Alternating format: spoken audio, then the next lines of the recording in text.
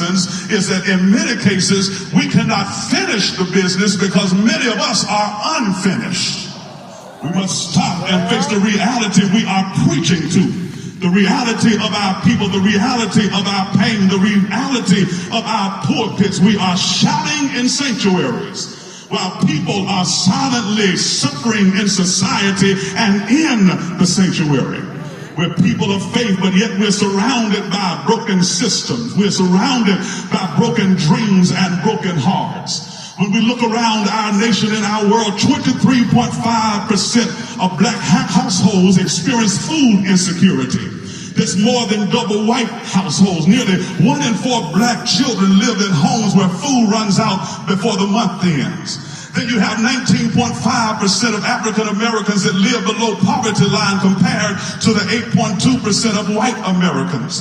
The average white family wealth is 8 times higher than the average black family. And then when you look at incarceration and fatherlessness, black people are 13% of the U.S. population, but make up 37% of all incarcerated people. 1 in 3 black boys born today is projected to go to prison if conditions don't change. Over 64% of black children grow up in a single parent's home, not because of the lack of love, but because of the removal due to prison and violence and economic crisis. We have educational injustices where school districts serving mostly black students receive $23 billion less in funding every year than white districts. Black students are 4 times more likely to be suspended or expelled. And then look at the violence and the trauma around us. Homicide is the #1 cause of death among black males between the ages of 15 and 34. And depression and anxiety have risen 30% among African Americans since 2020, yet less than 1 in 4 of those receive treatment.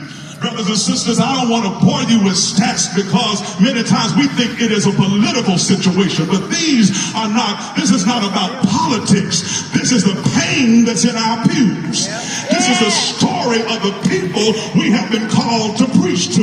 And it's not just in our congregation, but we need to be honest, it's also in our pulpits. 91% of pastors report ministry burnout or overwhelming stress. 70% say they feel lonely or have no true friends. 38% that say they have considered quitting full-time ministry in the last year. And about 18% of pastors say they have seriously considered suicide. These are not just numbers. These may be choir members in our churches.